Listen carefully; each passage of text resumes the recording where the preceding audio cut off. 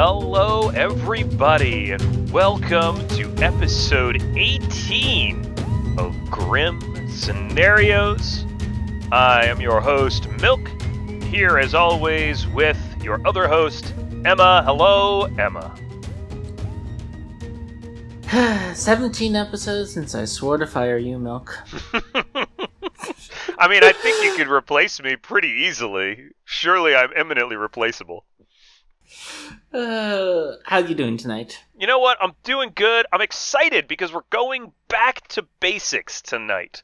We're gonna take another look back at Trouble Brewing. We've been doing a lot of advanced scripts. We've been doing a lot of complex characters, complicated interactions, and I thought it would be fun, and I know you agreed with me because we talked about it, to go back and do some nice grim reading, kind of how we started out at the beginning, but also to talk on a more fundamental level about the game so that newer players can kind of listen to this and maybe learn a little bit about some of the characters and really some of the pitfalls, some of the traps that players fall into as they're starting out playing Trouble Brewing, which I think we both agree, is the most balanced of the scripts.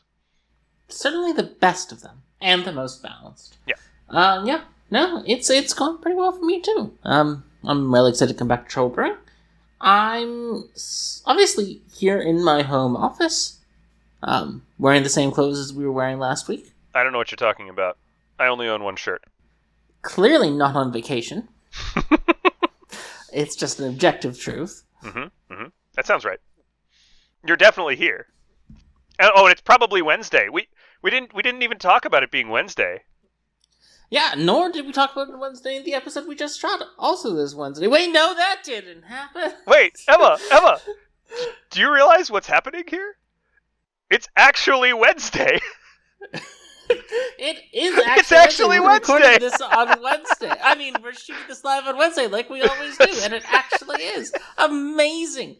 Anyway, Milk, what sort of nonsense have you set up in this Trouble Brewing? Well, Emma, I thought we would take a look at I think it's probably considered one of the most powerful characters on Trouble Brewing, at least for the good team. And you wrote a butler scenario? Not yet.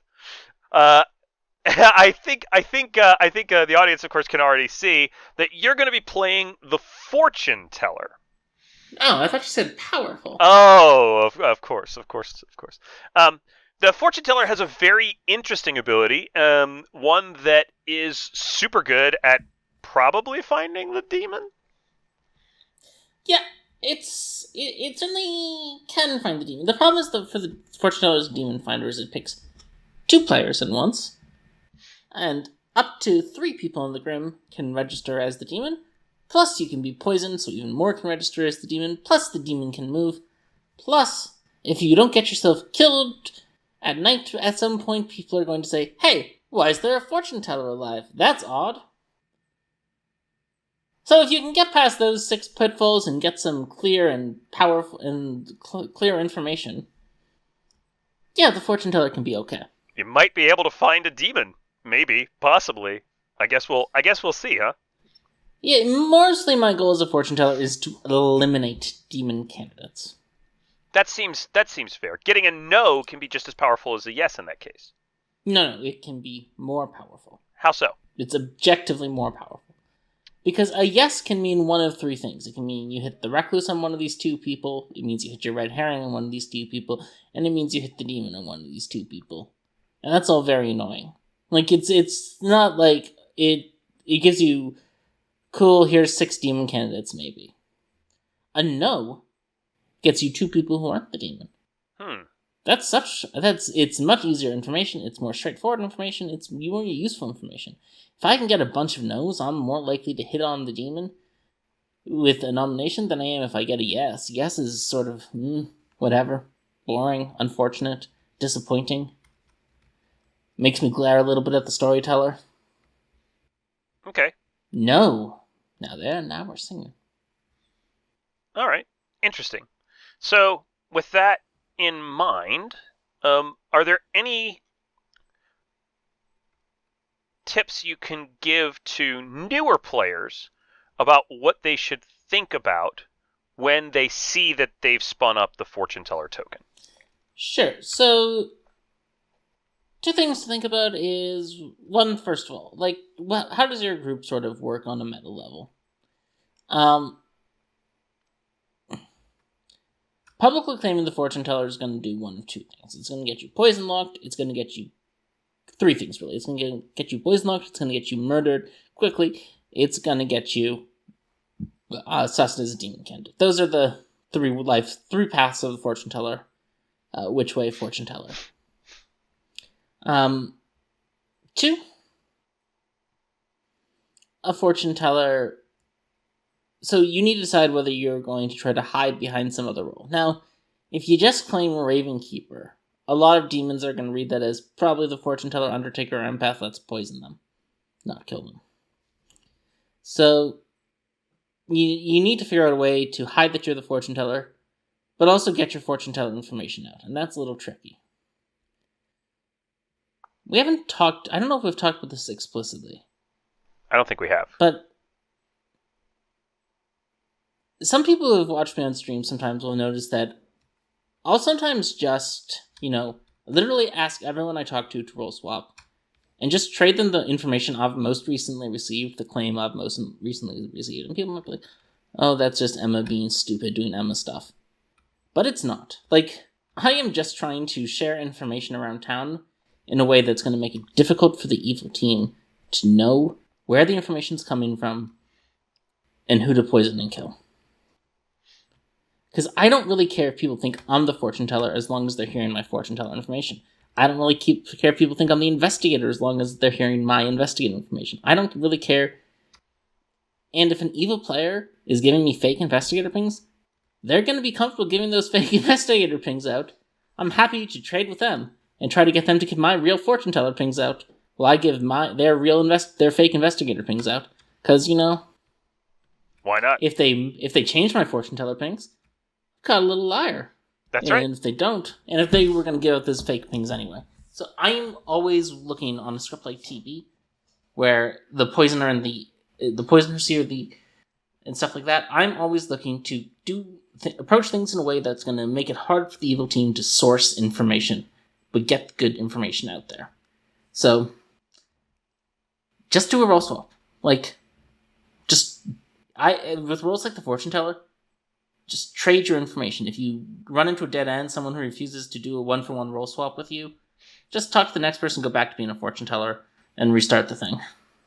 Great advice. Because that's what your goal is. Your goal is to get your information out without making it easy for the evil team to corrupt. I think something that newer players or players who watch streams a lot often run into, I see it in games pretty regularly, is thinking that you can just lie about your role and just keep lying about your role and just keep gathering information for yourself. But town can only win if you combine your information with other people, which makes getting your information out almost as important, maybe more important, than getting the information from other people yourself.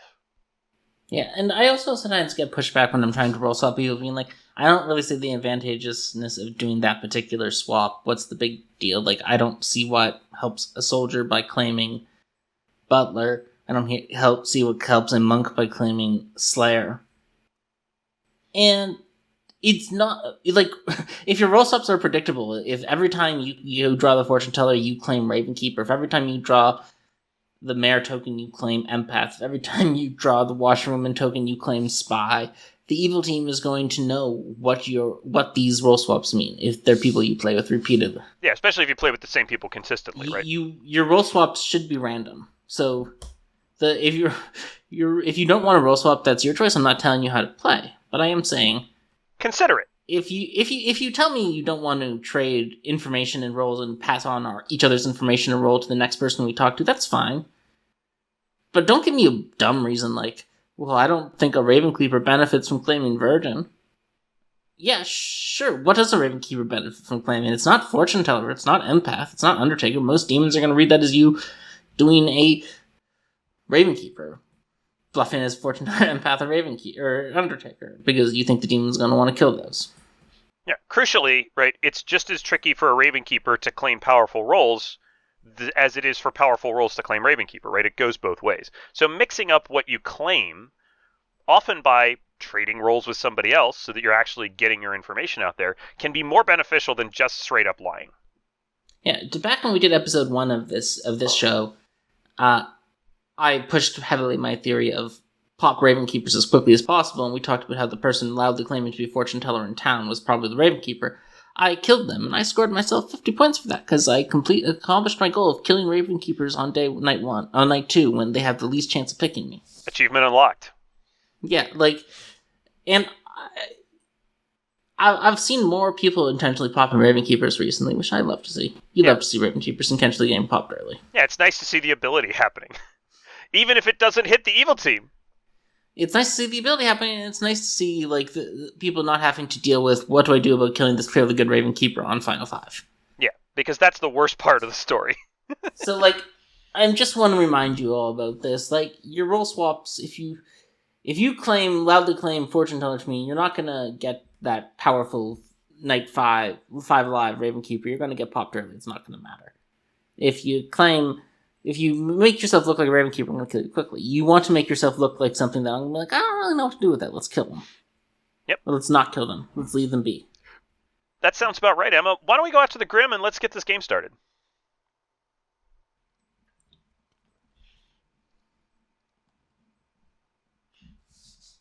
All right, Emma, it's night 1. You've drawn the Fortune Teller token.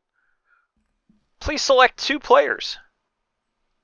So sometimes I see some people do things where they pick their neighbors, and the point of that is to simulate being an empath, because why would a fortune teller bluff empath?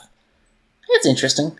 But the problem is, if you pick your neighbors, and you get information on your neighbors, you just look like either an empath or a fortune teller bluffing empath.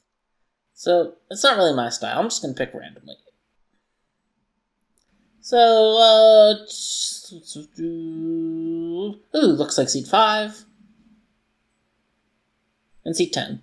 You pick seat 5 and seat 10, Emma, and you learn no, neither of them is the demon. I'm going to mark this on the Grim for the folks at home. Beautiful. What you love to see. Seat 5 and seat 10 are not the demon. Don't have to kill them. Yep, seat 1 and seat 5 are not the demon. You don't have to kill them. Seat 5 and seat 10. Seat 5 and seat 10, excuse me. Seat 5 and seat 10 are not the demon. They are good players. Or minions. And that's a crucial thing about the fortune teller. It doesn't mean they're not evil. It just means they're not the demon right now. Mm-hmm. All right, so anyway, the rest of the night phase happens, and you wake up the following morning, and the storyteller is, as always, quite dead. Seat 8 immediately pings you for chat. Hey, what's up, Seat 8? Hi, Emma. I am a top 4 role.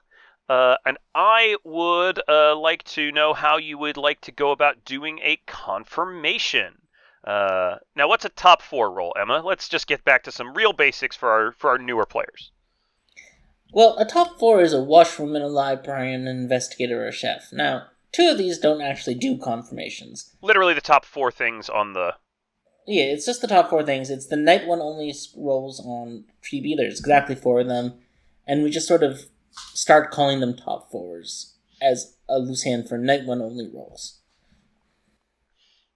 And you were going to say something about which ones do confirmations as well. Only the washroom and the librarian actually do confirmations. The other 2 don't. So how do we approach someone who comes to us and asks for a confirmation as a top 4? Do we just give them our role? Do we demand that they tell us what they saw? How do we go about it? I say, hey, how about this? We'll do a role swap. I'll claim washroom and you'll claim my role. I'm not the washerwoman, I'm the librarian. Okay, then you didn't see me. In which case, who could I pretend to be the librarian for? Yeah, I don't think it matters that much. I saw either seat 5 or you as the saint. Cool. Well, that's great to know. You're the fortune teller with a no on seat 5 and seat 10, so that's really powerful information. A no on seat 5 and seat 10. Mm-hmm. Okay, great. If you can, I don't know, like let me know how my confirmation goes. I'll spread around the no on 5 and 10. Yeah, perfect. Awesome Sounds sauce. great. Okay, All right, back to 10. go back to town. Let's say you've got seat 10, seat 1, and let's go with seat 6. Okay, well, I was hoping for seat 5. This is a little bit of a bummer. Maybe they'll be available the next time you come back to town. Yeah, but this is gonna ruin my strategy to just roll swap them with everyone milk. You keep messing with me. Well, it is what it is. Alright, I'll talk to seat 6. All right, you talk to seat 6. Hey, Emma, what's up? How's it going with you? I'm doing okay. I'm not really sure how to play this. I heard Milk say that you could just kind of claim this role, so I might just openly claim this role and see what happens. Oh, what are you? I'm the monk. Yeah, Milk doesn't value the monk very much. He doesn't understand the benefits of getting extra executions for town, because he's a C- mechanical player. That's true. I've heard that he's a C- mechanical player. So, you see, the monk mostly will fail, but the rare times it succeeds, gets in town an extra execution, which is super powerful. Right, but I think Milk says it also often makes the monk really look suspicious, and so you just end up wasting that execution on the monk.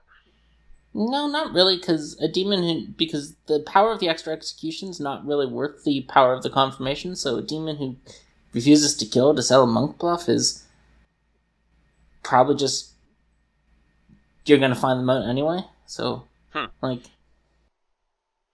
That's all really interesting. What are you?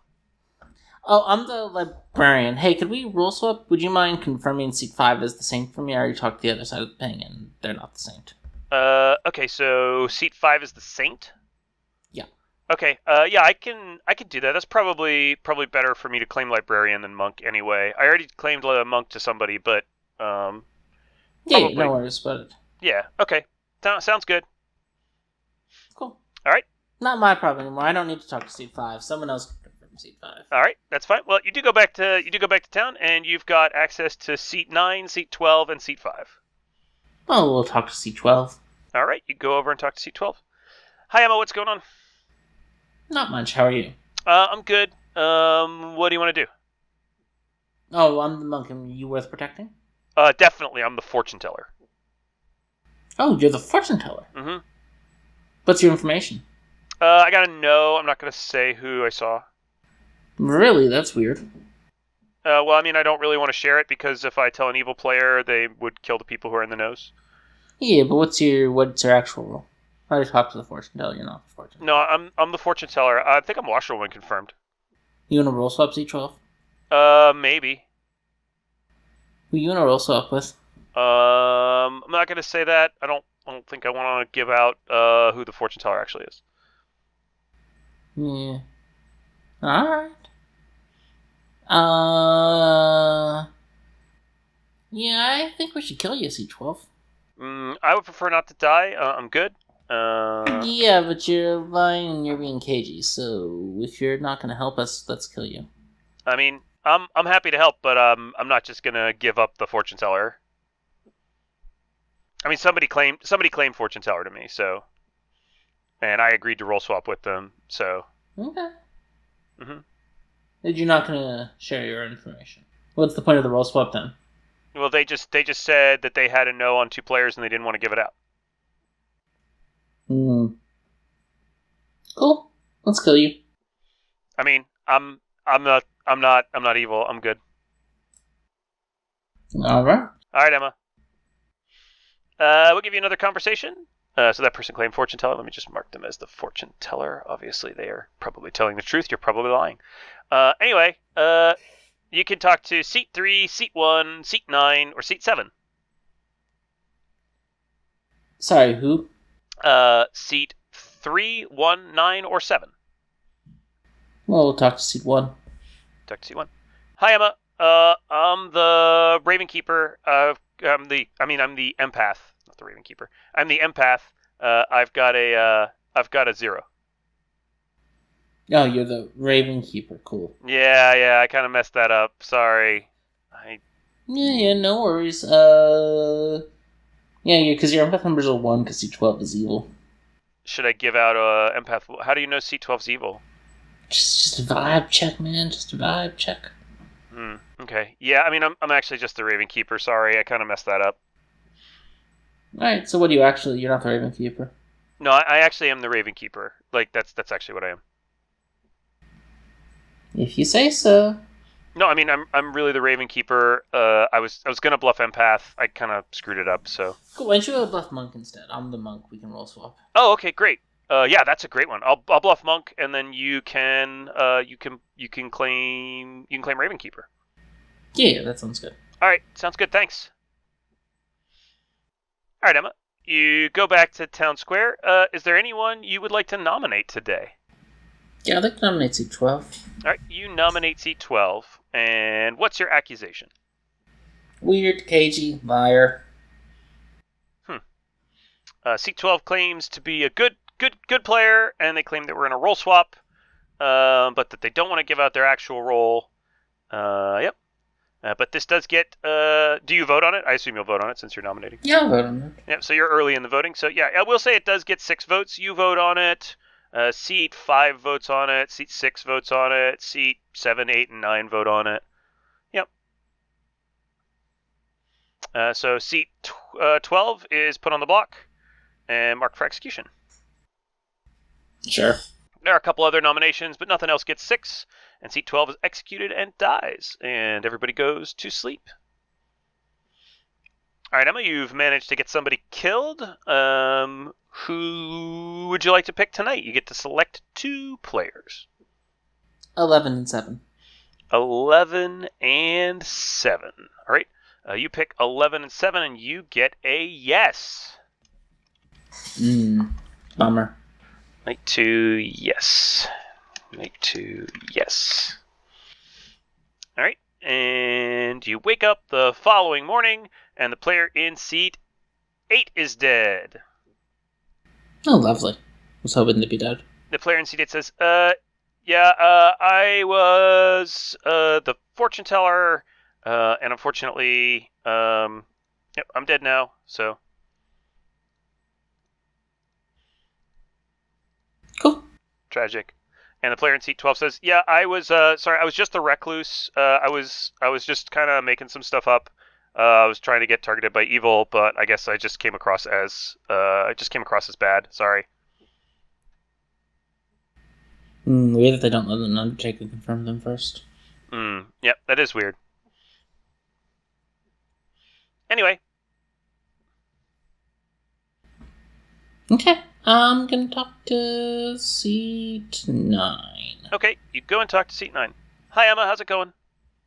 Not bad, not bad. Just tending the birds. Yep. I am kind of okay to be open with my role, I think. So you're claiming Raven Keeper?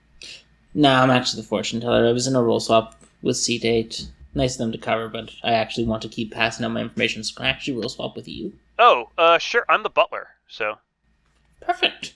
Yeah, so you have a no on seats 5 and seats 10, and a yes on seat 7 and 11. Oh, okay. Oh, that's too bad. Seat 7 is my butler master today. That's probably fine. Okay. We can just kill seat 11. Yeah, we can kill seat 11. That works for me. Okay, cool. Let's kill seat 11. Sure. That sounds fine. So yeah, just tell people you have a fortune teller yes on seat 11 and someone else and see what happens. Okay, I will do that. Thanks. And you can claim butler. Perfect. All right, great. All right, Emma. Now we found a roll swap that's worth sticking to. Of course. Finally, a powerful information roll. Powerful roll like butler. Excellent. All right, who do you want to talk to now? Seat 3. Okay, you go and talk to seat 3. Hi, Emma. What's up? I am just being honest about my role. I'm just being open about it. I don't really know what else to do with it. I'm the mayor. Okay. I'd like to get a mayor win. I love getting a mayor win. It's pretty hard. I know people might not trust me at the end of the game, but yeah, I think this is a Baron game because I'm the butler and I've heard of 2 other outsiders. Oh, okay. Including one who's librarian confirmed. So. Oh, a librarian confirmed outsider. That's pretty good. Yeah, plus me, plus the dead recluse. So if the recluse is good, it's a Baron game. If the recluse is evil, it's not a Baron game, but we have a dead evil, so we win sort of either way. Yeah, that sounds right. I think that makes a lot of sense. Anyway, basically I don't have a whole lot of info, but if you want to send people my way, I'm just being pretty open about this. And yeah, how about we do a slight little roll swap here so that the demon will think to bounce off. We'll try to kill you and bounce off and hit someone useless. I've told a lot of people I'm the mayor already. Is that okay? Yeah, all right. Well, you don't have to roll swap. It was just a funny idea. No, I'm up for it, but I don't know. Like, I don't think anybody's gonna believe it. Like, because I've already told pretty much everybody. That's fine. All right. See you later. Yep. All right. Let's have one more chat today, Emma. All right. We'll talk to seat 4. Okay. You talk to seat 4. As you're kind of in the town square, seat six kind of says, "Oh, hey Emma, I checked that thing. You were right." Cool. Hopefully you remember what that means. I do. I remember all my roll swaps, Mill. All right. Well, what does that mean? That means seat 5 is the saint. Seat 5 is the saint. Oops. Let's just put seat 5 down as the saint, and you go talk to seat 4. Hmm. Hi Emma, what's up? Hey, seat 4, what's up with you? I'm the Undertaker. Of course, seat 12 kind of came out in town, so it didn't really help a whole lot. What'd you see? I saw Poisoner. Yeah, they could just be the poisoner. So they're claiming outsider, which means if this is a Baron game, they could just be telling the truth. If it's not a Baron game, we get the poisoner dead. That's pretty exciting. Yep, that sounds pretty good, I guess. Yeah, there's. I've heard of the librarian from Saint, plus I'm the butler, so I think we're just good on outsiders at this point. There's no reason. Like, either C12 is the poisoner, and the Saint and the butler are good, or C12 is evil, in which case me and the Saint are good. I mean, so if C12 is good, then that means there's a drunk out there too. So we got to be on the lookout for that. Yeah. Alright, cool. Alright, sounds good, Emma. Bye. Alright, Emma, you come back to Town Square. Is there anybody you want to push on today? Yeah, seat 11. That's the plan. We came up with this plan. It's such a good plan. I'm just asking who you want to push on today, being polite. Alright, you push on seat 11. You can nominate seat 11. What's your accusation? No, seat 9 is nominating seat 11. Seat 9 nominates seat 11. And seat 9 says, yeah, I think they're probably evil. I'm the actual fortune teller. I've got a fortune teller yes on seat 11. And another player. I'd just like to kill seat 11. I think the other player might be good. I've talked to them. So this is kind of where I'm suspicious. Yeah, let's vote on them. Let's kill him. All right, so you vote on seat 11. A couple of other players vote on seat 11. And seat 11 is put on the block. Seat 11 says, I'm not evil. I'm the Slayer. So I guess I'm gonna take my Slayer shot now since it looks like I'm gonna die. I think I'm gonna shoot 7 might be a decent shot. 7? Okay, sure. I claim Slayer and I shoot seat 7. So seat 11 claims Slayer and they shoot the player in seat 7, who does not die. And then the player in seat 11 is executed and dies. And everybody goes to sleep. And the storyteller wakes you up, Emma. It seems like your constant roll swapping has at least helped not get you killed tonight. Mm-hmm. So, yeah. Let's check seats 1 and 3. You check seats 1 and 3, and tonight you get a yes. Cool. I think I'm probably the drunk here. I think this is the sort of revenge Milk feels like having. Night 3, yes. All right. You could be the drunk. It's certainly possible for you to be the drunk. You'll have to sort that out, I guess. The following morning, the player in you wake up and the player in seat 1 is dead. And the player in seat 1 goes running off to talk to the player in seat 4. Perfect. Probably saw him as the Undertaker. Who do you want to talk to, Emma? Let's talk to seat 10. We haven't talked to seat 10 yet. All right. You go over and talk to seat 10. Hi, Emma. Hey, what's up? I'm just the chef. I got a 1. Chef with a 1. Interesting. Cool. Yeah. What are you? Yeah, it's probably time to get serious. I've been doing a lot of role swapping in this game. I'm the fortune teller, and yeah. So seat 11, that was roughly fortune teller. Yes, from me. The opposite side was seat 7. Okay. Who was Slayer shot. So that's fun. Mm-hmm. And then there's another fortune teller. Yes, it's actually isolated on seat 3 because seat 1 died in the night. Interesting.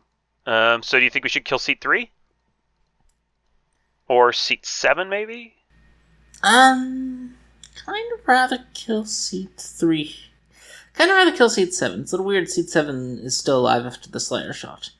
If you have a chef 1, seat 7 could just be evil, and seat 11 could be a minion. Okay. That makes sense. Yeah, we can definitely kill seat 7 then. Yeah, that's whatever I am. Okay. I'm good with that. Yeah. Okay. Thanks. I'll mark them as the chef for you here, so that the viewers at home can play along. Chef with a 1. Seat 7 is the only player you haven't talked to yet. Would you like to chat with them, or shall we just make them evil? Okay. I want to talk to them. Hey, what's up with you, buddy? Hey, Emma. I'm kind of, not really sure what's going on in this game. What's going on with you? What do you got going? Oh, I'm the fortune teller. I've been doing a lot of roll swaps, so if you heard fortune teller information, it's probably actually mine. Oh, okay, great. I'm the washerwoman. Who are you confirming? I'm confirming seat 6. Okay. Yeah, I saw seat 6's roll. Yeah, you did you? Yeah, well, I saw it between seat 6 and seat 10, and seat 10 didn't claim it, so. Cool. Yep. Anything you want to share about your pings? Well, if you're just the washwoman, I think it might be nice to kill you. Am I in one of your pings? Yeah, you are, and you got Slayer shot and didn't die in that. You don't think that's a little weird, buddy? Yeah, I mean, I don't know. I think seat 1 was claiming fortune teller. Seems like the evil team really wants to kill this fortune teller. Mm-hmm. Yeah. All right, cool. Bye. Oh, you want to talk to anybody else, Emma? Nah, I'm good. All right, cool. You want to nominate someone? Yeah, seat 7. All right, you nominate seat 7. Why do you nominate seat 7? That chef 1 with the monk and the washroom confirming each other, that's real juicy. Plus the fortune teller, yes. Plus not dying in the night after being Slayer shot. Okay. Sussy little seat 7. All right. Seat 1 says, hey, I just want everybody to know that I am the Raven Keeper, and I saw seat 4 as the spy. Ooh, fun, I say. Fun. Sorry, I didn't mean to interrupt your nomination, though, Emma. So you've nominated seat 7. Town seems torn on this. But you vote on it, I assume? Yeah. Seat 9 votes on it, seat 10 votes on it, you vote on it, and you get a vote from seat 5 as well. And that's 4, which is enough to put seat 7 on the block. Seat 1 asks if anybody will nominate seat 4, and seat 6 nominates seat 4. Seat 6 passes the accusation of seat 1, who says, I'm the Raven Keeper, I died in the night, I saw seat 4 as the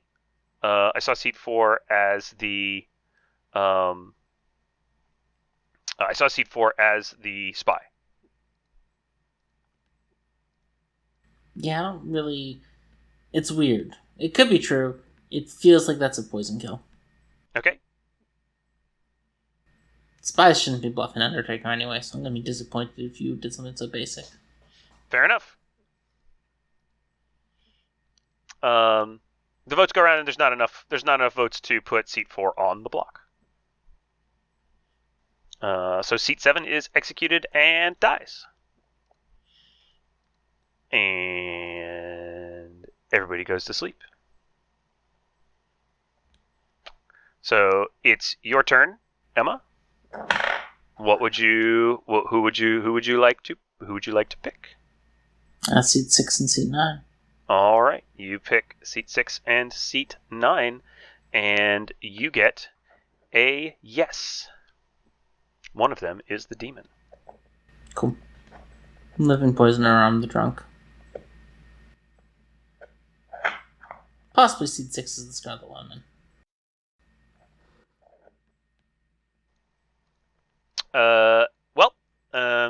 You wake up the following morning, and the player in seat 5 is dead.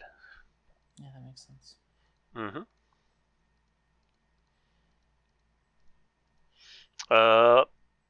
You're on 6 players alive. You've got pretty much all the claims you're going to get from anybody. What do you feel like doing here? What do you think is going on in this game, Emma? There's two worlds. There's either seat 6 is the Scarlet Woman who caught her from seat 7, possibly seat 9, that seems less likely, or I'm the drunk. I think more likely the Ravenkeeper is the drunk. It's a Scarlet Woman Baron game. So I do think it's quite possible. Well, it can't be Scarlet Woman Baron, because then there's no way. Seat 7 survived, and seat 11 is exactly the Baron, which works. Why don't you talk us through it so the newer players can understand what you're thinking? Sure. So there's a Chef 1, which is interesting. That looks like seat 7 and seat 6. Seat 6 nominated to save seat 7. It didn't work. Seat 11 shot seat 7, so in a Scarlet Woman Imp game, which is what my information suggests is going on. You nominated seat. Just to be clear, you nominated seat 7. Seat 6 nominated seat 4. Yeah. Seat 6 nominated to try to save seat 7. Which also makes sense if they're really the washwoman confronting the monk. Possible the Chef 1 is seat 3 and seat 4. We should probably kill into that world today. Alright. And probably kill seat 3 as the last really viable Chef 1 candidate. Sorry, you just can't get a Merriman with a Fortune Teller yes in a Chef 1 world with this setup. Fair enough. So who does Town kill today? I want to kill seat 3. Alright, so you want to kill seat 3, so are you going to nominate seat 3? Sure. Alright, you nominate seat 3. Seat 6, seat 9, seat 10. Vote on it. Do you vote on it? Yeah, I don't like all those votes. No, pass. This is probably the wrong kill based on the... It could be the right kill, because 4 would be evil with 3. 3 is enough to put seat 3 on the block. Seat 4 nominates seat 6. And says, I think that seat 6 is evil here. I think we should kill seat 6. Seat 6 says, I am not evil. We need to break up the pair between seat 3 and seat 4. I think I trust seat 10, so seat 10 is probably good. So I think we should just leave this where it is. Neither seat 9 or seat 10 vote on this, but seat 3 has their hand up, and seat 4 has their hand up. Do you vote on this? It would be a tie. No, I'm not going to tie it. Alright, you don't tie it, and seat 3 is executed and dies, and you go to sleep. Okay. And in the night, you're woken to select 2 players. Fun. We'll go with 9 and 10. Alright, you select 9 and 10, and you get a no.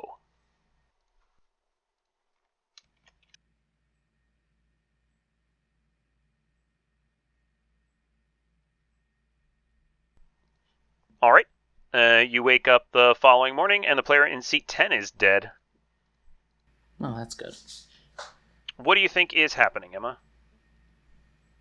I don't see a 3 evil alive world. It would be so weird if it's seat 4, seat 6, and seat 9. How come? They're in 2 separate voting blocks on multiple days in a row. It doesn't work with the Chef 1, it doesn't work with my information. It requires too many drunks, basically. Alright. Most likely seat 6 is the Scarlet Woman who caught her from seat 7. But we'll see. Alright, Well, town's probably not killing today unless you really want to. Nope, I'm good. All What right. is... I asked Seat 4 what they've gotten. Seat 4 says, I am actually not the Undertaker. I am the soldier. I was just trying to bluff Undertaker with the outed Recluse claim. Yep, I'm just a soldier. So I'll just change their token here to soldier. So anyway, I assume town goes to sleep. All right. Who do you pick?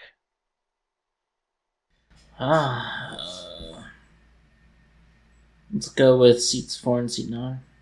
You pick Seat 4 and Seat 9, and you get a yes on night 6. Don't like that. My information's all over the place. And you wake up the following morning to discover that the player in Seat 6 is dead. Well, I'll nominate Seat 4. All right. Why are we nominating Seat 4? This is just where my information is. There's enough other information that suggests Seat 4 is a demon candidate.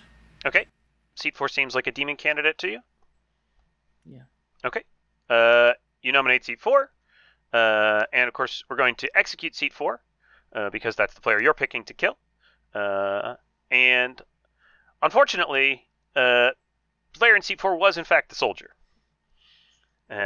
You were poisoned a couple of times in this game, Emma, and it is tricky with fortune teller information to figure out when you're poisoned. But knowing that Seat 4 is not the demon, when do you think you were poisoned? So obviously poisoned the night I picked Seats 9 and 10. You were definitely poisoned the night you picked Seats 9 and 10, and you were also poisoned the night you picked Seat 1 and 3. Seat 9 is the Scarlet Woman who got away with a butler bluff for the entire game. The Recluse and Saint are real. The Raven Keeper, of course, is real. The Seat 7 was the starting imp, and Seat 6 was the starting poisoner who was killed last night because you and Seat 4 were more suspicious as demon candidates, or so the starting Scarlet Woman who caught the imp thought. Okay. Yep, you were poisoned a couple times. You picked Seat 9 and 6 together. If you had picked Seat 6 and Seat 4 last night, you would have gotten a no, and that would have pretty much doomed Seat 9, I think. Yeah. Yeah, but fortune teller information, again, tricky to parse. It can be poisoned sometimes. You might have been the drunk, right? You never hit your red herring or the recluse. Your red herring, by the way, was this... Oh, you did hit the red herring. The red herring was the Slayer in Seat 11. Who you hit, I think, with Seat 6 at some point. No, with Seat 7, who was the starting with Seat 7, yeah, who was the starting imp. I think you hit them. I think you hit them together. Yep. Wait, Milk? Mm-hmm. Why didn't the Slayer shot kill the demon? The Slayer was poisoned that night. Yep, that was the night the Slayer was... That was night 2, the night the Slayer was poisoned on night 2. Very convenient. Mm-hmm. Yeah, I thought it was.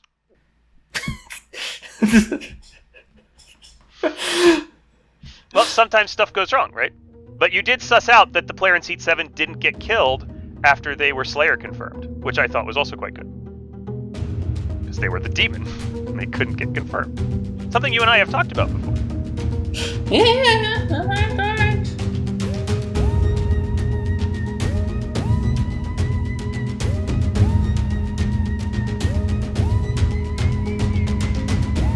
Alright, everyone, we are going to approach a character called the Baron, which a lot of people love and some people initially hate. So, Milk, tell me, why do you love Le Baron? The Baron is my favorite character, period. Crazy. It is Maybe crazy. you confused it with the Butler. Maybe I confused it with the Butler. Well... What do you think the Baron's ability is, Milk? Let's get to the bottom of this. What do I think the Baron's ability is? I think that the Baron's ability is that two townsfolk turn into outsiders at the start of the game. On setup, two townsfolk become outsiders. So you like it because it increases the odds of having a butler, which is a challenge to go against because it's so powerful. Sure, let's go with that. Yes, I like to make the game more challenging by adding a butler. Alright, so what are some of the pitfalls and problems a Baron might run into? So there's two sides to this. By adding two outsiders, it means that the town is going to be down to townsfolk rolls are going to be down to information, protection, confirmation, whatever, disruption rolls of various different types. But it also means that outsiders are probably going to get confirmed because the town is going to be able to figure out that the outsider count is higher than normal. So barons confirm outsiders, but remove townsfolk. Right? So they remove that powerful information. One massive pitfall that people who see the baron token fall into constantly, and we have talked about it on the podcast before, is that they bluff outsider. Why is it bad for Baron to bluff outsider? Because there are already 4 outsiders in the game in a 12-player game. You have added outsiders to the game. In a game with base 2 outsiders, the Baron should not bluff outsider. Here are the reasons why. First, double claiming an outsider is not useful. Second, you could be doing anything else, like double claiming a townsfolk, which actually is useful, because even if it gets you killed, it probably also gets that townsfolk killed.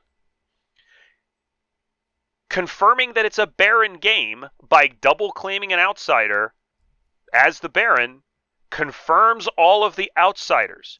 You might get killed, you might get seen as the Baron, and that might mean you might get seen as the Baron by like an Undertaker, and that might mean that you confirm all the outsiders. Or they go, oh, it's just a Baron claiming an outsider. It's a Baron game. Double claiming an outsider confirms other outsiders. You don't want town to know it's a Baron game. That's the trick to the Baron. The Baron is exceptionally powerful. Removes 2 townsfolk rolls, adds 2 outsider rolls. It confirms roles that people don't generally want to leave in the game that aren't as valued as the townsfolk roles.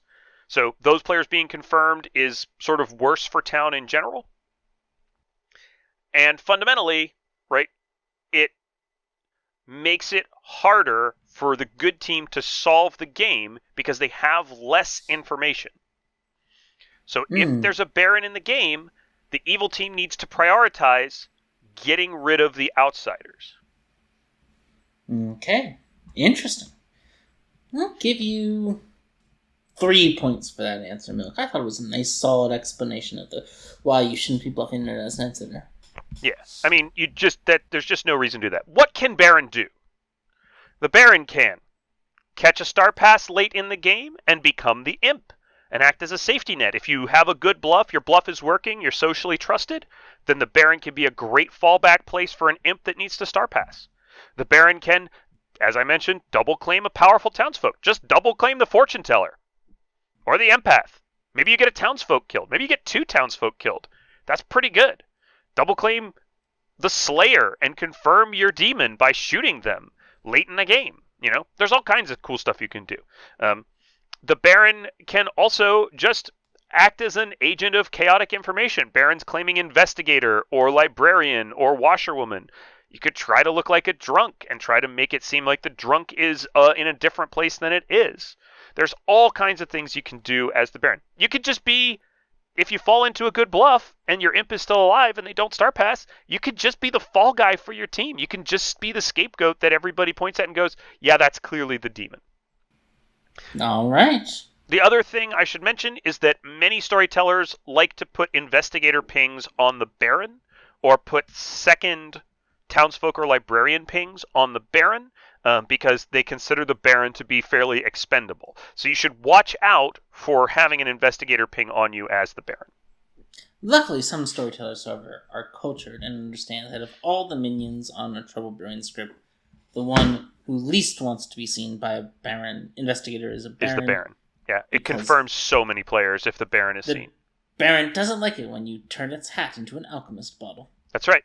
You do not want to tell the good team that there are 2 extra outsiders in play. It's incredibly powerful. Yep. All right then, Milk. So, you're the Baron. You're woken up on night 1. You're told your demon is in seat 11. Then your fellow minion is in seat 7. 11 and 7. We'll just put the poisoner in for now. We don't know what they are. Okay, let's go to the Grim. All right. So, Milk, do you have a plan? What's your plan? I don't have a plan, and I often don't come into games with a plan, especially in a role like Baron. And the reason is Baron wants to be adaptable. If I fall into a great bluff that just works, then I need to be able to catch a star pass later if the imp is suspicious. Right? If I fall into a double claim, I'm just going to push hard on that double claim. If I, whatever happens, I need to be able to roll with the punches. One of the things I love about Baron is that I can do so many things with it that it really is situational, and it plays to my strengths as a player, which is being adaptable. Okay, so with that in mind, who do you want to talk to? I'm going to lean over and whisper. I'm going to just lean over casually and just whisper to my imp and just whisper to them Baron and wait for a bluff. Because hopefully, since we're sitting next to each other, we can laugh and I can pretend to tell them a joke or something, just pretend to be chit-chatting, and they can hand me off a bluff. Or else they can just, text whisper me one in an online game.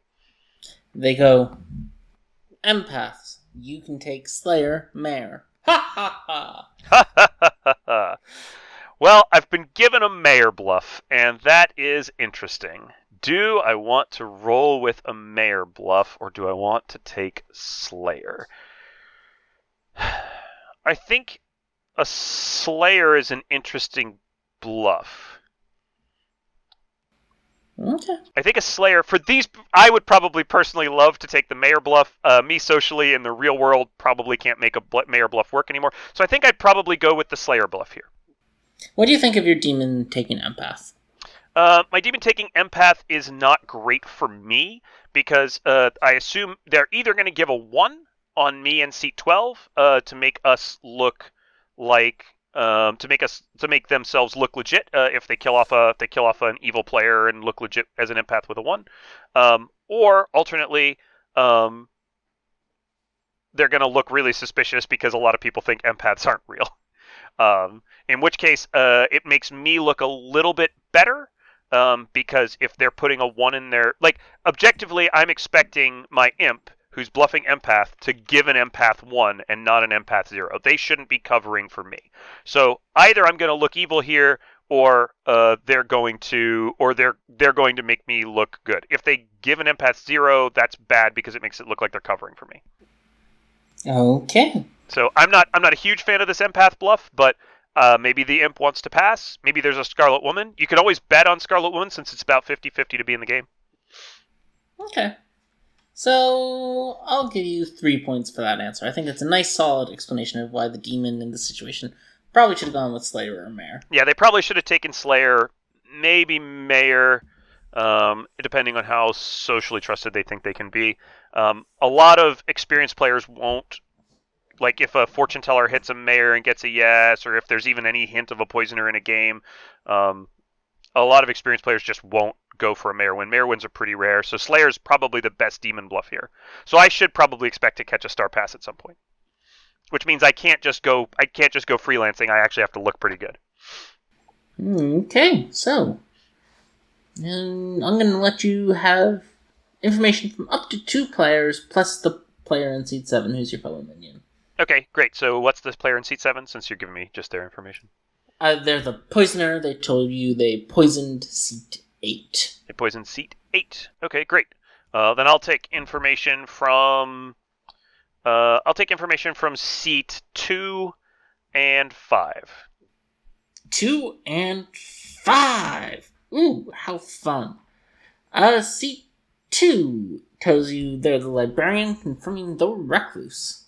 Librarian confirming the recluse. Okay, great. That's useful. They've seen a recluse. And you've confirmed, you've talked to your ping and confirmed them? Yep. Okay, great. Talked to their ping and confirmed them.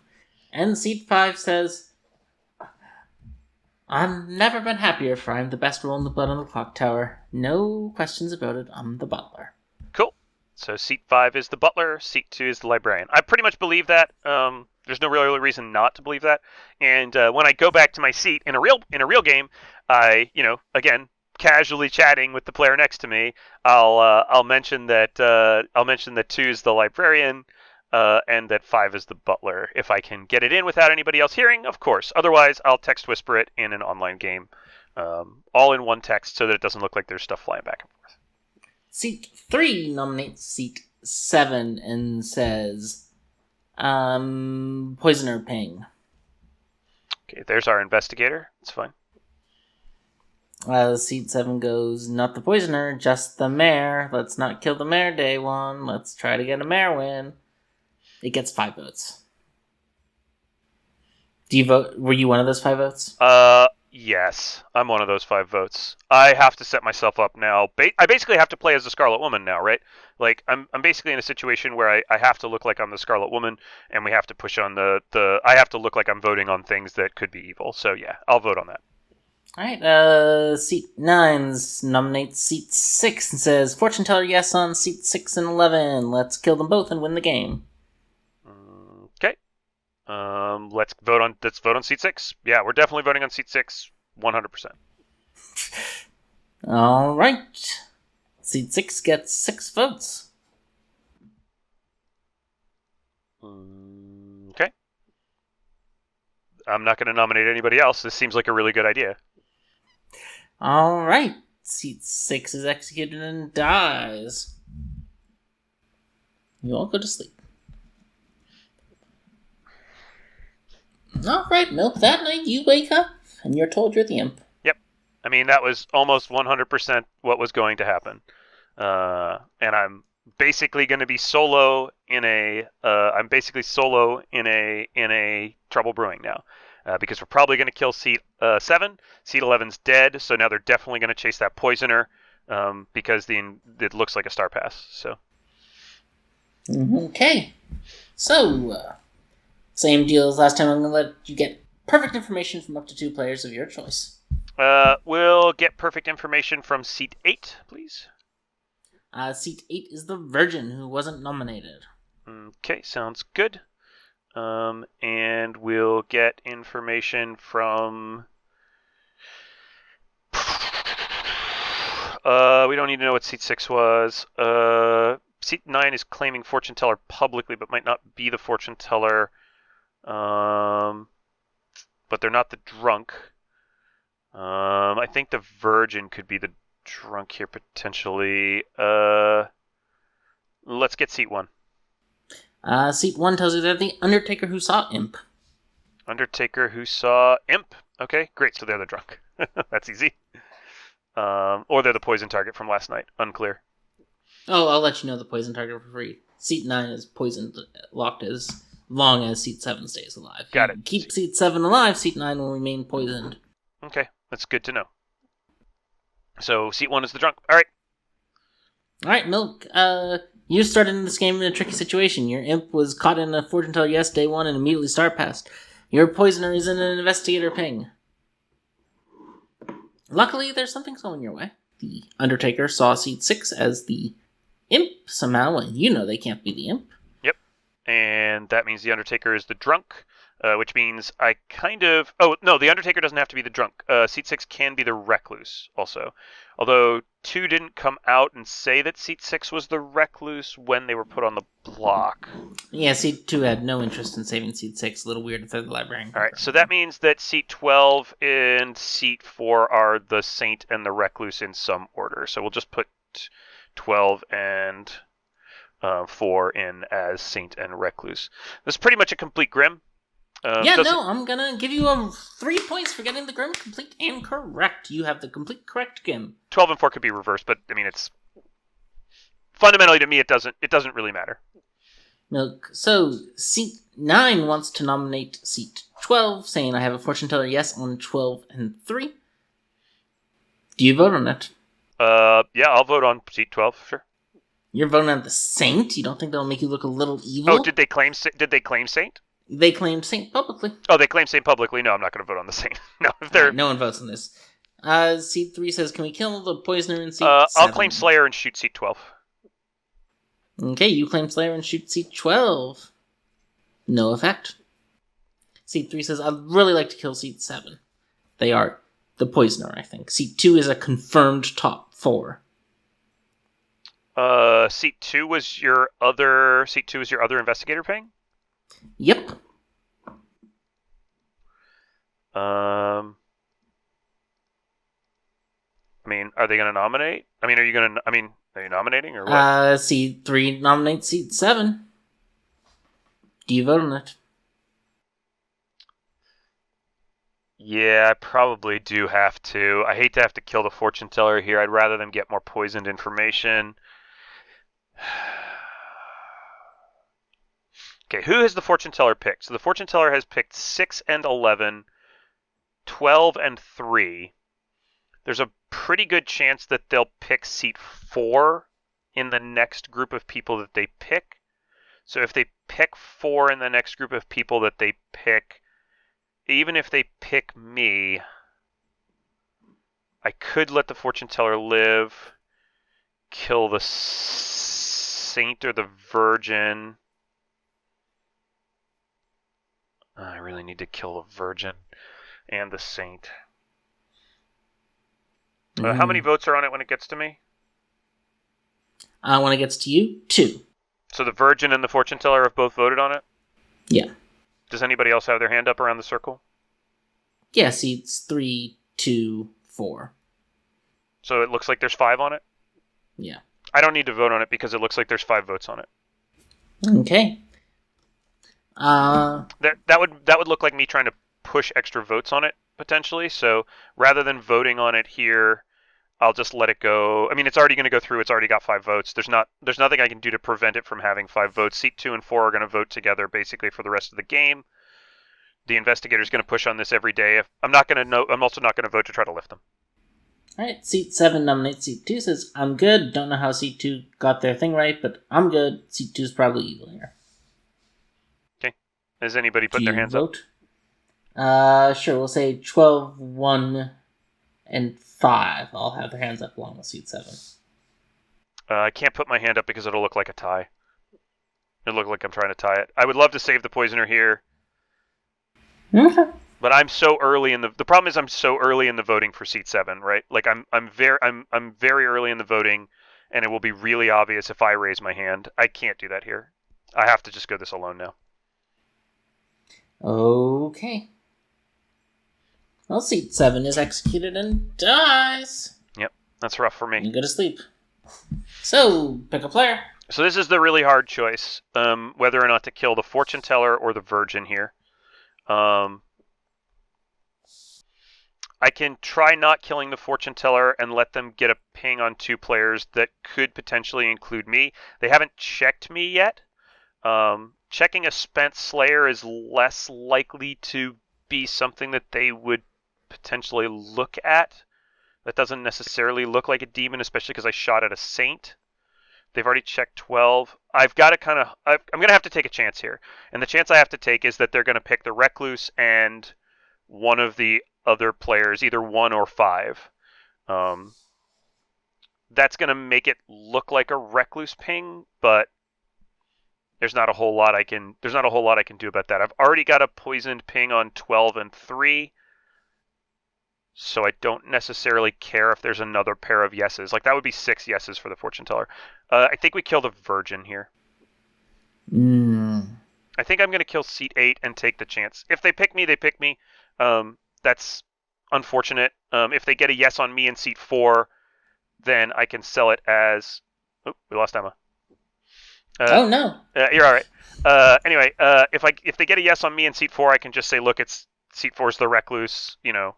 Like I could try to sell something. The only bad thing is if they pick me and not the recluse. Even then, I might be able to sell because there's a poisoner in the game that I could be a red herring. That's a lot, or the other person could be a red herring depending on who they pick. So I'm going to take this risk. This is more my play style than it is like necessarily optimal play. But I think this is a risk worth taking because if I can make it through one more day, I'm in pretty good shape. I can kill off other players that look suspicious. So you kill the virgin, I'll give you 3 points for that. I like that a lot. The virgin's very dangerous here. Yeah, I can't let the librarian get confirmed. That makes the recluse just objectively good, and I can't let that happen.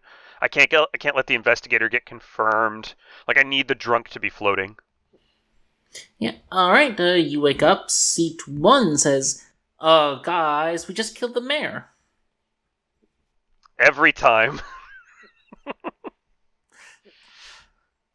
Seat 9 says, I have a fortune teller. Yes, it's on Seat 1 and Seat 5. Fortune teller, yes, on seat 1 and seat 5. Okay. Sorry. Seen as imp. I just want to put this seen as mayor. Yeah, so we know that the Undertaker's the drunk. Seat 5 might be the red herring. The drunk Undertaker could be the red herring as well.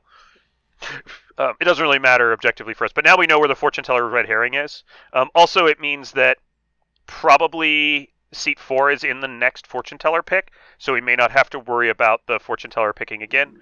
So we've got a fortune teller yes between 11 and 6, then a fortune teller yes between 12 and 3, then a fortune teller yes between 1 and 5. So the next one can be between me and the recluse, between 2 and 4. Like, their fortune teller yeses are now not that meaningful. There's so many people who have fortune teller yeses on them, so I don't have to worry about the fortune teller anymore. In fact, I can probably frame them. Okay. I don't really need to talk. I'll talk to seats. I'll get the info from seat 6 just because it's a blank on my grid. Now, Milk. This is a Baron game, of course. You started as the Baron. I note all the outsiders are still alive. Does that concern you? When we gave you your 3-point answer at the start, you talked about how you need to be killing outsiders. It does concern me. It means that I'm framing not. It means that I'm framing not the outsiders, but nobody knows that it's a Baron game, right? So I can frame the butler, who's not confirmed. I can frame the librarian and the recluse together as a pair, which means that the saint and the butler are both good. The two good outsiders. Like the drunk is still somewhat hidden, so I can still potentially frame an outsider. The next kill I'm making is the saint. I'm gonna kill the saint because the saint would die. There's Slayer confirmed. Like, I might be able to sell that this is a spy game also, so that the librarian could also be evil. There's still a lot of space to work here, but I'll kill the saint next, and I'll probably kill one of the recluse or the butler, whichever one is less trusted after that. Okay. Well, I think that's a good stopping point. And I'm sorry I took away your Baron game and made you an imp. No, I expected it, to be honest. As soon as the imp was bluffing empath, I mean, we called it kind of. But I think we did. I don't know who town kills today. Probably not the recluse. They might kill seat 3 or seat 2 just because of the poison, like the poisoner ping. They may go after one of those two, especially if the Undertaker sees 7 as the mayor. So if they kill into the investigator ping, they'll kill seat 2. Then I kill the saint. Then the next night, it doesn't. The fortune teller probably gets a yes on me and the recluse. Who cares? Like, it doesn't even matter at that point. Or on the librarian and the recluse. Like, fortune teller yeses don't matter. We're probably framing the fortune teller. We kill the butler after that, or the recluse. Depends on who town kills. Yeah. Yeah. And I think something I wanted to demonstrate was, like, the dangers of just doing chaos plays as a Baron is you are the minion who doesn't cost the evil team an ability to turn into the demon. You're the ideal Star Pass candidate. Baron does not want to just do chaos. You have to... Let's talk about chaos plays for a second, actually, Emma. This is probably a good spot. In fact, why don't we just hop into the monastery real quick, because the Grim's not that relevant to this. Let's talk about chaos plays. Chaos plays can be fun, right? Doing quote-unquote chaos is a fun thing that you can do in a game of Blood on the Clocktower. But if you watch Emma play, if you watch me play, we don't do things without a reason, right? There's a reason we claim the things that we do. There's a reason that we do the things that we do. We are making plays intentionally that seem chaotic, but are not. We're making plays that we think will help our team win, right? So just because something seems chaotic doesn't mean it doesn't have intent. I know Emma and I kind of both agree on this to some extent. When newer players, I think, watch streams and they see more experienced players doing things that they don't quite understand, or that seem silly, or that seem random, they assume they assume there's no intent behind it. They assume it's chaos for chaos' sake, people just having fun and being silly. But if you talk to experienced players after a game where they've done something that seems chaotic, they can tell you usually exactly why they've done it. And the reasons might vary between players, but most of the time it's not just because. Most of the time it has some meaning behind it. I don't do silly stuff just to do silly stuff most of the time. Sometimes I do, and it's okay to just be silly sometimes just to be silly. But if you're really trying to play, if you're really trying to be strategic, if you're really trying to win with your team, just pure chaos usually will result in your death and you having less of an effect on the game. Alright. I agree with all that. Now, unfortunately, 9 points is not enough for a new certificate, Milk. Yeah, it wasn't. There weren't a whole lot of points on the shelf there. No, there wasn't. So you'll stick at 2 certificates. I don't know what these certificates do or what they're for, everybody, but we're gonna find out together eventually. Alright. Well, I think we'll see you all next week.